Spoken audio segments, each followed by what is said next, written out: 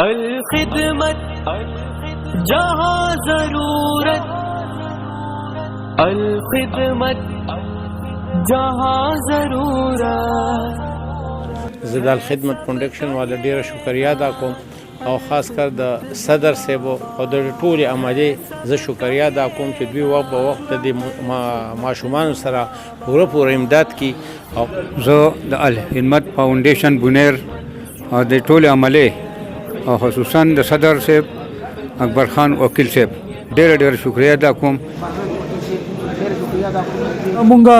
صرف په دې 2023 کې دا اوس چې کم کال تیر شو مونږ په دې مختلفو مدونو کې د 7 کروڑ 23 لک روپو نه سیوا دا په دې مختلفو مدونو کې د خلکو امداد کړی دی. د الخدمت فاونډیشن په بونیر کې په وو شوبو کې کار کوي. کاغه د اوبو د صاف پانی شوبه ده، کاغه د غریبانو مریضانو د پاره د هسپتال زموږ یو ډیر عظیم شان هسپتال د غوش په نوم باندې یو ډیر عظیم شان اداره چې دا غي 14 کروڑ روپے بجټ ته او 8-9-10 کروڑ روپے په غیبانی تر اوسه پورې لګیدلې دي. د عظیم منصوبه د بونیر د پاره یو تحفه ده. د دې وجنه په دې موقع باندې الخدمت فاونډیشن ته د ټول کارکونانو ته سلام پېښ کوم. زموږ د پاره د انتهایی د خوشاله خبره ده چې مونږ نن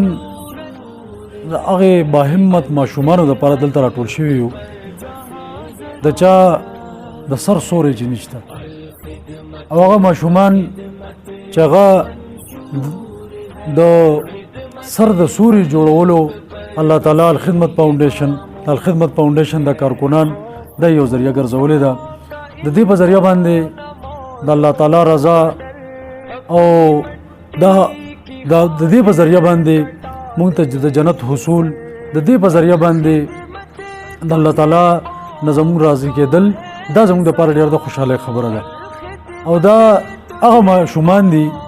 د چا نسبت څنګه چې رسول الله صلی الله علیه وسلم د دنیا ته تشریف راوړو نو هغه چې تشریف راوړو نو پلار نو او بیا چې کله هغه الهغه د لوبو شو الله تعالی ته مور واغسته نو نبی مهربان صلی الله علیه وسلم ته په دې معاشره کې د دسه باهمت خلکو ډېر احساس وو. د دې وجنه نبی مهربان صلی الله علیه وسلم په مختلفو موقعو باندې د دسه خلکو د پاره د دسه ماشومانو د پاره د دوی سره د خیر خېګړې په حواله سره ډېر زیات تعلیمات د دې په حواله سره د رسول الله صلی الله علیه وسلم ډېر احکامات د دسه خلکو په حواله سره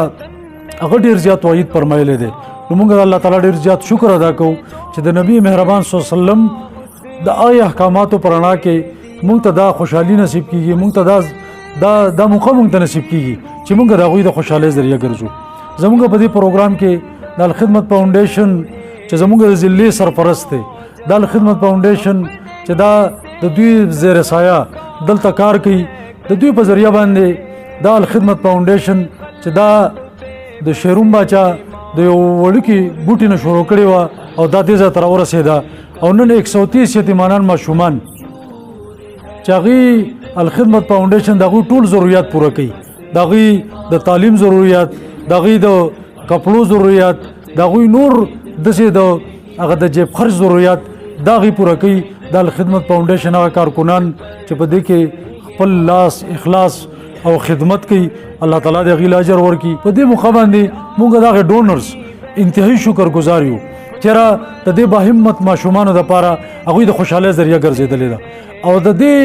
هغه ډونرز چې هغه په دې بونیر کې هم څه نشته دا د بیروني دنیا دي د بونیر نه بار خلک دی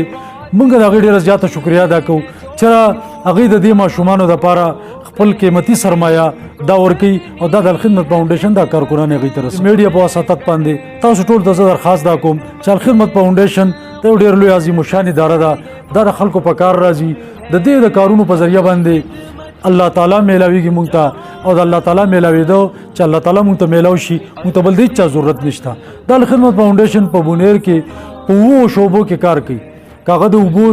د صاف پانی شعبه ده، کاغه د غریبانو مریضانو د پاره د هسپتال زموږ یو ډېر عظیم شان هسپتال چېرې په دې بونیر کې هېڅ ثاني د دې نشته. د الخدمت فاونډیشن د امبولینس یو عظیم شان سروس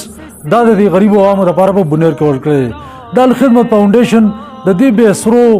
د دې بې وسه د دې بې کسه خلکو دپاره د غوش په نوم باندې یو ډېر عظیم الشان اداره چې د هغې 14 کروڑ روپۍ بجټ دی او 8-9-10 کروڑ روپۍ په هغې باندې تر اوسه پورې لګېدلي دي او هغې کې باقاعده مونږ په لومبي فرصت کې 50 ماشومان دا به انشاءالله تعالی هغې مونږ اډمیشن کوو. اوس هغې رجسټریشن مونږ سټارټ کړی دی او دغې ماشومانو ته به مونږ د هغوی ټول ضروريات سره د